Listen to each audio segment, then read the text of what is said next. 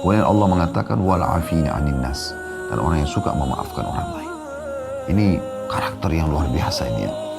Karena memaafkan kesalahan orang ini tidak semua orang bisa melakukannya.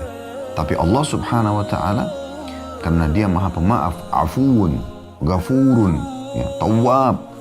Allah itu zat yang Maha Pengampun, Pemaaf, suka berulang-ulang menerima permohonan maaf hambanya. Maka Dia ingin hamba-hambanya, wali-walinya pun seperti itu. Sesakit apapun hati kita, mudah kita untuk memaafkan. Bukan karena orang itu, tapi karena perintah Allah Subhanahu wa taala.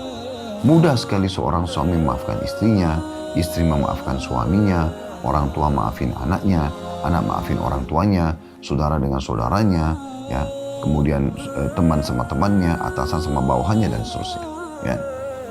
Karena pemaafan ini artinya kita jadi tidak dendam dan kita memberikan kesempatan dia untuk memperbaiki kesalahannya. Berapa banyak maaf yang diberikan membuat sebab hidayah, sebab petunjuk. Orang jadi mengetahui kesalahannya lalu dia perbaikin.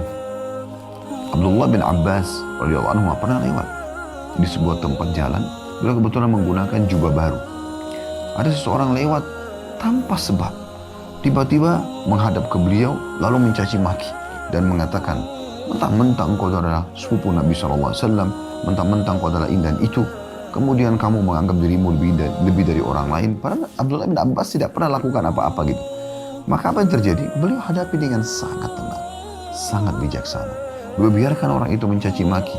Dan subhanallah, kata kuncinya, kalau orang mencaci maki tidak dilayani, maka secara otomatis ya, dia akan kehabisan kata-kata.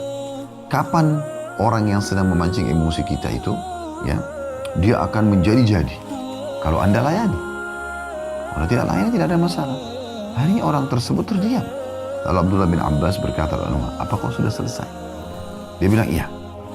Maka Abdullah bin Abbas nangkap orang ini sebenarnya cemburu dengan jubah yang dia pakai. Dia pun membukanya, kemudian dia memberikan kepada orang tersebut. Lalu dia mengatakan kepada murid-muridnya di belakangnya, ajaklah orang ini untuk datang ke rumah kita, untuk kita hormati. Maka orang tersebut menjadi malu dengan sikap Abdullah bin Abbas radhiyallahu anhu dan akhirnya menjadi murid beliau. Ini salah satu contoh saja bagaimana Islam mengajarkan karakter itu pada kita. Bagaimana Nabi SAW menerima permohonan maaf Wahsy yang telah membunuh paman beliau di Uhud pada saat dia mengucapkan syahadat di pembebasan kota Mekah. Bagaimana Nabi SAW menerima syahadatnya Hindun yang telah menyuruh Wahsy untuk membelah dada pamannya di Uhud. Dan Nabi SAW awalnya membolehkan muslimin membunuh Hindun. Tapi karena dia syahadat, hidayah, ya, petunjuk yang sampai kepada orang, lebih Nabi SAW cintai daripada dendam beliau.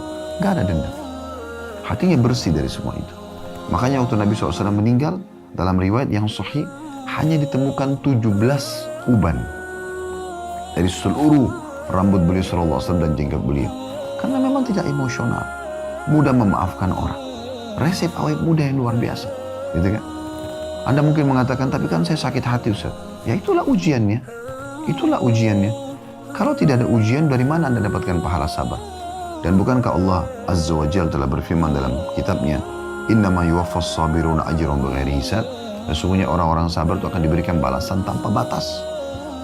Karena memang mereka begitu, ya. Mereka itu memiliki kedudukan yang sangat tinggi di sisi Allah Subhanahu wa taala. Ingat, kita memaafkan bukan karena si pelaku. Kita memaafkan karena perintah Allah Subhanahu wa taala. Seperti itu, ya.